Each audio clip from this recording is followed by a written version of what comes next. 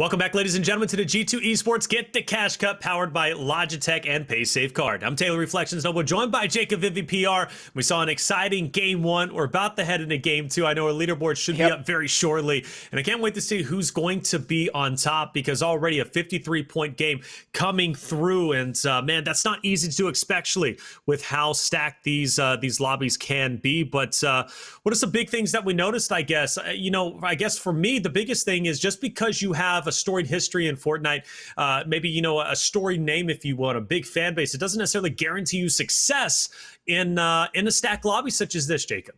Yeah, you have some teams, you're talking about a story. You have some teams in here that are trying to write chapter 1 of their own story. You have some teams that are in the middle of their own book, trying to crown themselves a champion for the first time. Because even though we do have some FNC as champions, we do have some World Cup qualifiers, we also have some players that are still trying to fight through every single person here in EU to go ahead and try to make a name for themselves. And in a tournament like this, those 8 qualifier teams, some of these players that might have gotten picked up on the invited teams, this is your moment to shine. You cannot let this opportunity go out the window, so you have to go ahead and take game number 1, no matter what happened. If you had a big game number 1 or bad game number 1, you have to have that pitcher's mentality to go ahead and keep going on.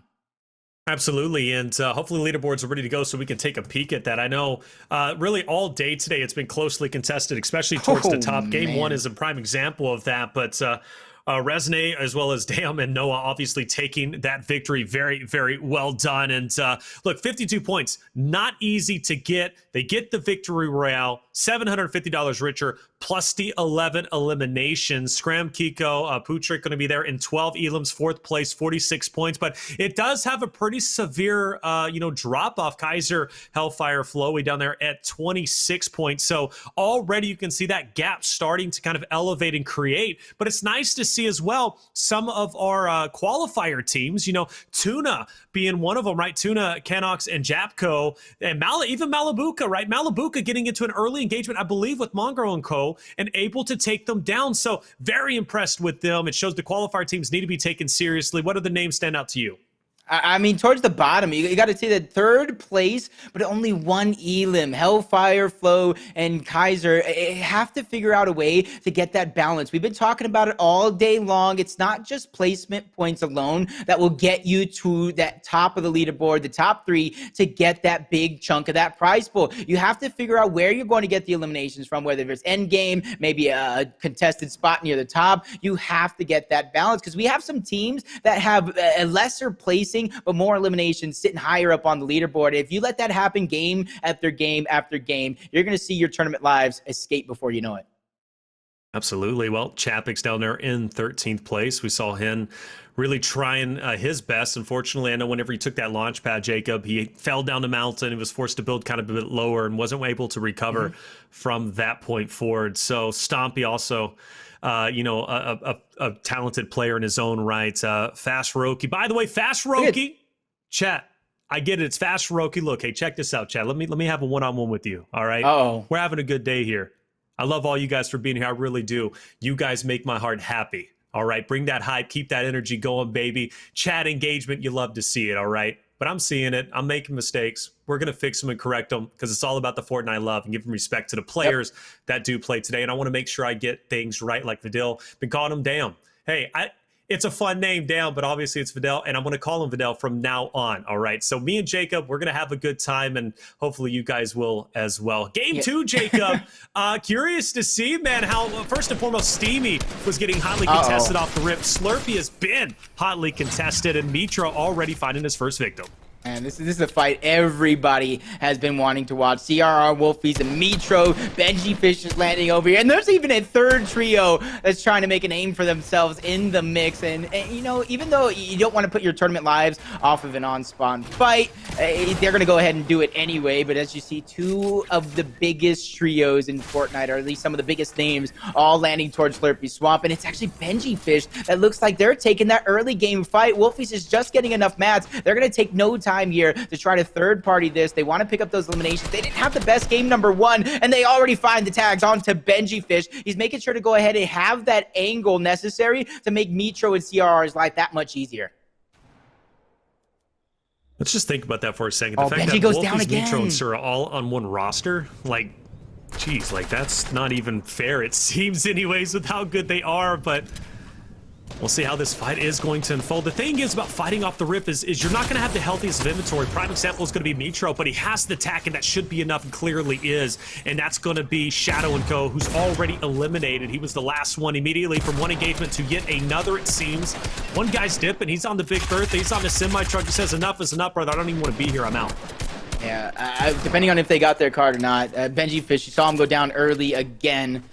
And this is where you begin to think, I know you don't want to stray too far from your game plan, what you practice, the drops time and time again, but you're going to have to figure out a way to, switch up your drop spots, stay alive, whether you're landing, getting that loot, and running out alive. And that's honestly surprising to say when you're talking about somebody like Benjyfishy, one of the best players in all of Fortnite, not just Europe, but, he has all the confidence in the world coming on over to Fortnite Complex. You see two different trios. One's going to go ahead and take the outer edge of it, while the other one's going to go ahead and loot that red barn. It looks like they're going to split the loot. And possibly another trio as well that could be in the mix in just a short moment. It looks like they're going to have two right on top of each other. Depending on how much audio cues were heard, they definitely have the advantage with the high ground. Sorry, window shot would have... That would have been great. Window shopping indeed. He's window shopping for an elimination at 2 points, okay? But for Bad Sniper, he's not going to have any of it. But also doesn't have that many mats, so this could be a tense situation. Somebody comes through your front door, you better be ready to blast. But for Bad Sniper, he's going to be okay for the time being. Because you can't assume the trio on the outside is also that healthy on mats and materials, and also, the weapon count anyway. So...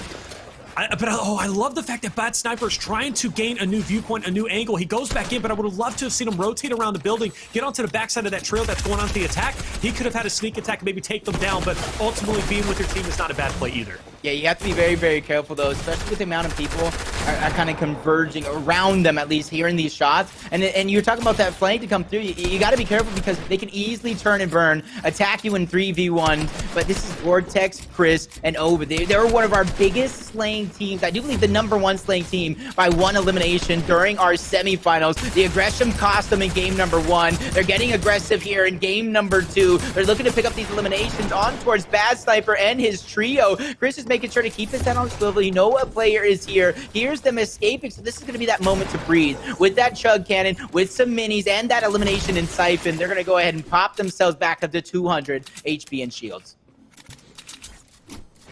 So Vortex and Co, right? Again, another talented trio ended up qualifying in. Second place overall, I do believe, if I'm not mistaken, Jacob. So, but I know game one, they were eliminated a bit earlier on than they wanted to, right? So they definitely need a better performance, and I guess we're going to burn the house down. It's a barn burner. Okay, fair enough. Bit destructive from my taste, but you know what?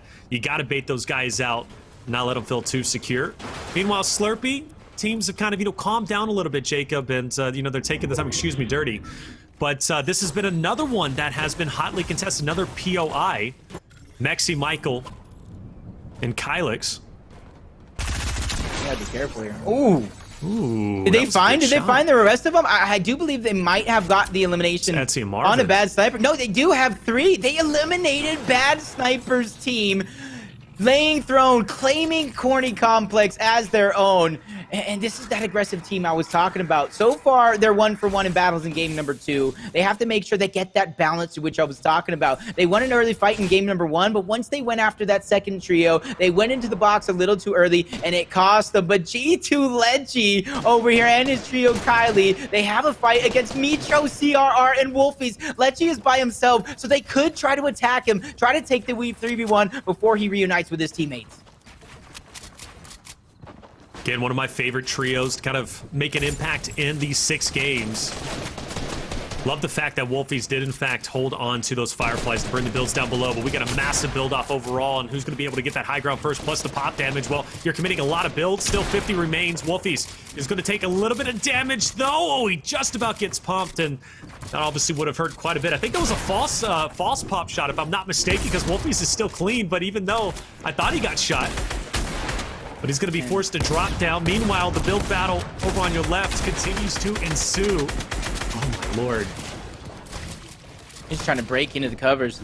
They're fighting this one to the death. It almost makes me wonder if they know who they are. Almost gets the piece control. Wolfie gets tagged up from the back, though. Having to drop down low. He needs to figure out a way to replenish with his shields, minis, and bigs to get right back up. Mitro is going to try to play aggressive, get some of this high ground, but shoot down from above. He wants to make sure that his teammate has the time necessary to get those shields right back up. CRR going to the side as well. Kylie, Letshe, and his teammate all staying close together. Wolfie's, Mitro, and CRR are just so separated right now. If they could just sniff that, if they could just figure it out and find one of these players separated, they can follow them as a trio, get into the box, find one elimination, and then take it step by step with their man advantage. Storm is going to start creeping in, though, Jacob, which is going to add more pressure to the already stressful situation. But I like Mitro's positioning up here, but the thing is, he's playing more of a waiting game, right? Waiting for that trio to make the move. And unfortunately, with how much has already been committed in materials here, you got to think when they do rotate in, it's going to be a pretty stressful situation, because now if they do find themselves in an engagement, it might not be as healthy as they once were whenever it does come to materials overall. But there's the Storm. It's going to slowly engulf these builds and engulf the players. And this might make them want to react and move a little bit quicker, but I'm also worried about Storm Surge too, because I know they haven't got a lot of tags. So with that being said, Jacob, in just a minute, Storm Surge is going to start to take effect, plus you're also taking a Storm damage. That's going to put them in an almost impossible situation. Yeah, they're still split up here. This fight's taking much longer than either of these trios have anticipated, but it goes to show, when you don't know who you are, you take a fight against some of the best players in the lobby, and you have two possible team winning, or team that could win this event, finding each other this early on in the game. And CRR will say, even though he's in Storm, he has the chug cannon, so he's going to be able to kind of shield right back up, and depending on his aim, depending on where his teammates position themselves, he can heal them as well. It's not going to stop. It's not going to slow down any bit. CRR is running out of mats, and he's going to be able to kind of mat back up. Uh-oh, Wolfie's possibly a good communication from the trio they're battling against, Jacob. The gas can is thrown. They say, hey, cover me, brother. Wolfie's unfortunately takes a lot of damage down to 50, but you said no builds, and that's correct. Mitro has to be very careful. He can't even go for piece control, even if he wanted to. And again, this is now becoming a lose-lose situation for both trios. Yep, here comes CRR. I want to see CRR try to give up some of those builds. He got so many of those wood pallets down low. I got to imagine he has close to 500 wood. Yeah, I was about to say, he has to kind of divvy that out, make sure that he can fight for his life in the side of Wolfie's and Mitro. Everybody is just getting dwindled down right now thanks to Storm. CRR sitting with the chug cannon. Depending on how many med kits or possible bandages they have left, it does look like they're going to have to come down sooner or later. Wolfie's finds some bandages, so that is going to be the silver light here in this battle. Letshe goes down to Mitro, though. The siphon is going to be crucial. Now he can get a little bit more aggressive on these players, but like I said, Storm's going ahead and closing in. They've taken a lot of damage, so sooner or later, they're going to have to try to find Mitro, Wolfies, and CRR to get this siphon. Oh, one of those players go down. Crr's already fallen. Yeah, he goes down, and now Mitro's forced up close and personal and manages to get one, but can't get the refresh. Going for the second, though. Kyle's going to fall, and he manages to pick up the second. Very well done. And again, still not a good spot to be in, Jacob. The new Storm is going to start moving forward. They've already got a lone John. You're picking up your teammate. I don't see a lot of white health. Granted, they do have the chug cannon, which is going to be a godsend. But that battle took way too long, and I'm sure they weren't entirely comfortable nor happy with that fight, even though they win it. I know they're not happy with their positioning, but who knows where they're going to be able to go from here, especially for the late game. They're just going to have to let that one go, get inside the safe zone, and focus on the next engagement. But like I said, not a good spot to be in regardless. No, but our game #1 victors, Vidil, Resin, and I do believe that is Noah Riley, yet corrected. You're going to remember it for a long time, sitting in first place, outside of zone just by mere inches, but with a trio above him. And depending on if this trio knows who they are, they could be looking to try to solidify this elimination. Because we know that we talk about it, you need that balance of elimination, you need that balance of placement points as well. And if no trios are anywhere in sight, this could be the fight that you do want to take, depending as well if you need that Storm Surge, you need the resources, there's so many different variables. And 324 above Storm Surge, that's something they're not going to really have to worry about. Oh, make it 586 with that snipe shot. And that's the thing about snipes. You know, not only are they great for repositioning your opponents, keeping their heads down, but more importantly, getting the storm surge, right? And that's the big thing. That was also great whenever Chapter 2 was introduced. We transitioned from Chapter 1, Season 1 through 10, then Chapter 2 and Season 1, you know, onwards. Having the snipers back into the game is just great, again, for storm surge tags, and that's what we're going to be seeing the majority of it. If you get an elimination, though, all the better, right? All the better. Yep. Oh, transition over now to yet another trio. Stompy on your screen. And I want to say there's another trio just above. And again, another build battle taking place where a lot is going to be committed, but luckily there doesn't look to be any third parties anywhere around. So these two trio teams can just focus on each other and go for it. Need to figure out a way to kind of reunite and fight his actual trio. Stompy gets taken down first, possibly targeted. Devour's taking a ton of damage, tries to go for a box himself up, getting with his teammates. That slurp cannon, they have to try to get these shots off, these chug splashes off. They need to get their HP and shields back up, but they're once again separated. Fast Roki goes down. There goes the hill. It's all up to Devour. They quickly clean him up, though. They're not going to get the shake. They're not going to know exactly where he's are. 70 tag from above. That is going to be giving of his position, and they immediately push through his box, and it's at the wrong time, and a little celebration dance as the team wipe comes through.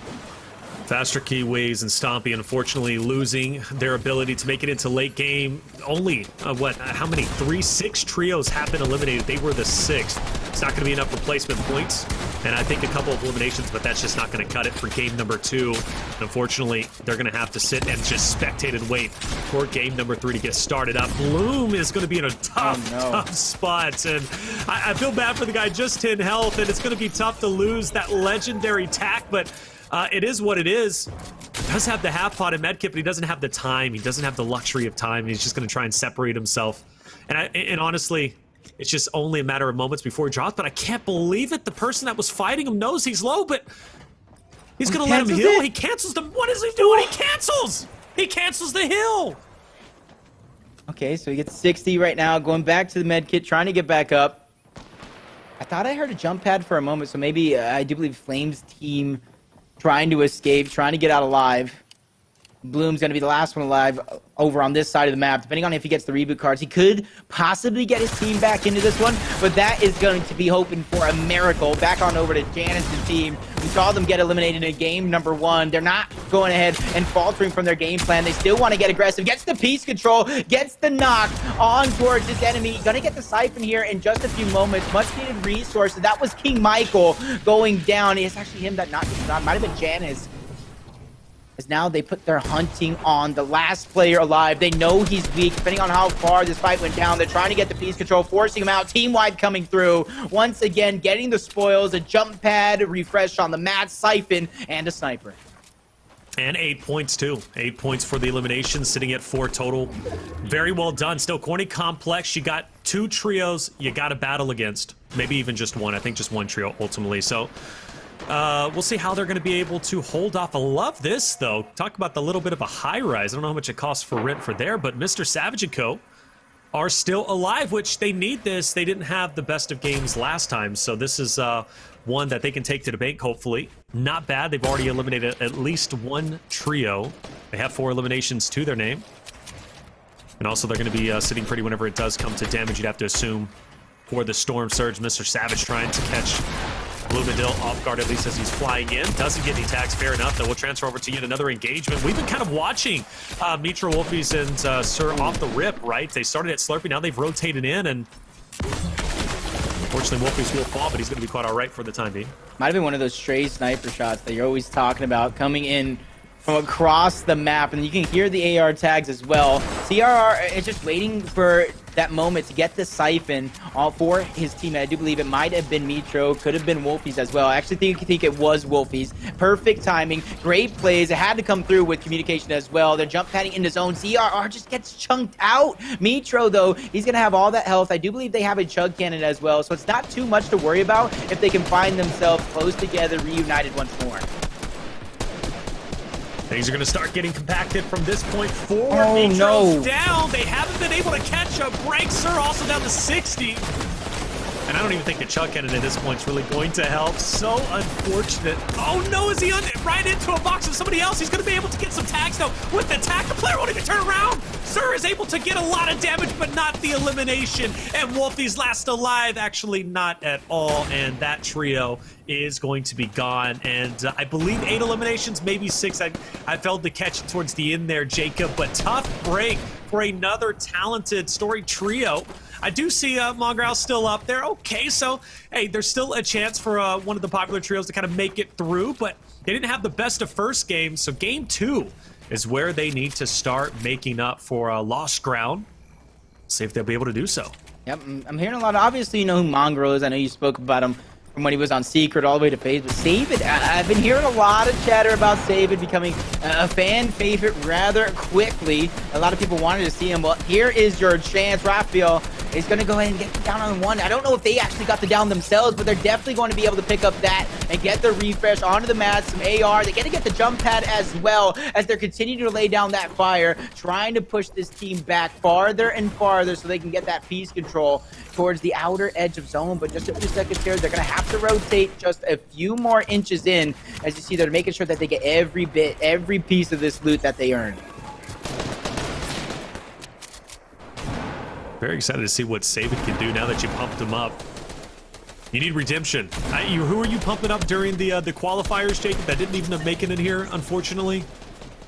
Bandit. Yep. You're really excited to see first place in Bandit, opens, bro. And that's the curse. I feel like getting first place in any open format, I'm not gonna say you get gassed out, but you don't see a lot of those teams that get first in the open get first in the finals at the end of the day, as the game number 1 victor falls to his death. That's not the way you want to go out in game number 2 in 19th place. Such a blunder there, but he was getting attacked. But this is the team you talked about, Savage and Retta and the Revscard. Not the best game number 1. They didn't even get to land safely. I think Savage alone dropped down to 16 HP before his feet touched the ground. What a great way to turn it around in game number 2. But when you have this much experience, when you already have a championship under your belt, you must have ice in your veins. I don't know. You said there was a curse for getting first in open qualifiers. Maybe there's a curse in getting first in any of them. Obviously, Vadiel falling down, unfortunately. And then, as you said, they got first place just before. One heck of a game in general, right? I think 50-plus points. But the chips fell as they did, and they're gone. 49 players still remain. We'll get an overlook. Airwalks is there just to the left with Nyrux and Co. And they will have a couple of players just below. Actually, one of our qualifier teams with Orbi and Co. So that's going to be a fun one to see if they battle it out. They had a decent game number 1 as well. I do believe they sit in like the top 12, maybe even 10th on our leaderboard after game number 1, which is impressive because I do believe they have the miracle qualification at one point towards that very last game. I do believe Andro killed himself, essentially sacrificing himself to get his teammate back into it. All he had a pistol for most of that game until the elimination came through from his teammate. The RNG was definitely on their side as they're going to get the recycled launch pad from Airrocks, Nyrox. It's going to be a little bit of a short pad, which is a little bit of a blessing in disguise with how many players are still alive taking shots around the sky. Man's a little short. He's going to rotate slowly in through those recycled builds. Nyrox is going to be separated from his teammates just a little bit, possibly getting shot in the back there on your mini-map, depending on what's going on. They're trying to save their teammate Nyrox, trying to saddle in, possibly boxed up, letting that teammate pass them, as they too have to find their way in towards the zone. And I don't even think Airwalks is in the zone. I think they might have to take a few steps forward depending on where the pixel's at. A lot of orgs being represented on that trio. Definitely so. Trying to make good for the guys they represent. We'll see if they're going to be successful overall in the end. I want to say Vortex is up on high ground, if I'm not mistaken. Correct me if I'm wrong, but we'll see definitely in just a little bit. Dretta taking a ton of damage. He's down. Revscard as well. MrSavage obviously now trying to fight for his team. I mean, only 4 eliminations. They've had those 4 elim for quite some time. The first moving zone's going to be coming in, but doing it as a solo is not going to be easy. And it looks as if he is going to be focused by the lobby. Tough spot to be in without question. But MrSavage has been here before. Nice tag just up ahead, but not able to get anything more. And I would be shocked if MrSavage now makes it, honestly, even in the top 10. 7 trios need to be eliminated at this point, so playing that low ground warrior, running into constant trios, it's going to be an impossible task.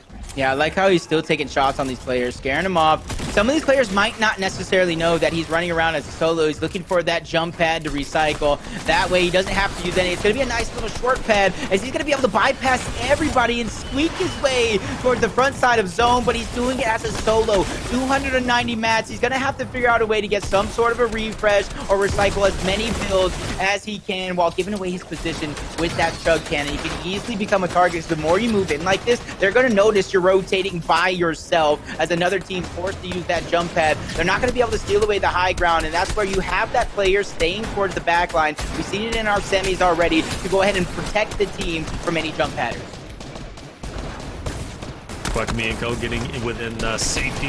Kiko here up top with Scram. Ultimate high ground, you know you got to benefit them and really favor them unless maybe a rogue player from a launch pad ends up jumping in. MrSavage just said it was going to be an impossible task to stay alive. Jump right down to 7 health. He's also going to be within a storm, and a storm is going to take his life ultimately. I think there was Airwalks who picked up that elim, if I'm not mistaken, from the elimination feed, but a couple of players on that high ground. You gotta really benefit the trio up top, Jacob. And I can't believe Storm Surge is still taking effect. This is a tightly contested in-game, more so than even in game 1. Yep, trying to break through the rails. Mongraal's been in this situation before. He's not panicking here. Reunites with their trios. I hear some fireflies going off as well. These can prove so detrimental towards the end game where everybody's running out of those hard maps and they're forced to build in wood. Storm Surge is active as well. Plenty of players taking on that damage, but you can see some of those players are not necessarily getting aggressive trying to go for the Storm Surge. They're just trying to survive, hoping their opposition gets eliminated, trying to make this rotation. You see Aiden falling to BL in the kill feed. Jerky gets a kill as well. Ogway, Team Janice finding another elimination, and look at him, 12 eliminations as a team. That's 24 points alone. Oogway, Janice, and Hin definitely tearing it up. This might be one of our top eliminating trios that we've seen, at least so far to date. I think 12 is what we've seen earlier, but maybe we'll see a little bit more from this trio here. I know Saevid is obviously a crowd favorite at the moment. We've kind of caught a glimpse of them. The trio's still alive, still doing well, but we'll see after the dust settles, once this moving zone is over with and we go into the second, who is going to be up and who's going to be down. Quickmay is going to be finish off Airwalks as well. Lanoop also gone. So a lot of solid contenders being at least eliminated. One of our qualifier teams still there with Orb. They obviously placed 4th last time. Let's see if they can do even better this time. They're well on their way to doing so. Just 7 trios remaining, 14 players. And Hin is going to find an elimination onto Scram. He's going to fall off. Now another player's going to be there. Nice wall edit, and that's going to take down yet another. And that's going to add, what, 4, 8 plus 7? An insane game coming out from the Guild Boys. Yeah, Turkish trio is able to hold high ground throughout the entirety of this one. I don't know when that moment came where they were able to steal it away, possibly come through from a jump pad, but you see them slowly going down low. All this action, so many kills being cleaned up. It's a 3v2. 2 trios here towards the end game. Everything on the line. It's got to be that way. Trulex and Jerky's team, they're going down low. They're at a disadvantage in terms of man advantage. They don't have the heals, so they have to get aggressive here. They will not win this heal off, and they get tagged. Jerky goes down. A side shot coming through from Ogway, and they take game number 2. Phenomenal stuff coming out from Chapix and Cohen. My goodness, really tearing it up. Again, one of the highest elimination games we have seen. 20 going to them. You multiply that by 2. That puts them at 40 total points plus the victory. That is a 70-point game. I said I would shave off my beard if anybody got a 90-point game, and I look like a naked mole rat when I don't have this beard. I really don't want that, but 90 points could become a reality, Jacob. I am truly impressed by what we just witnessed.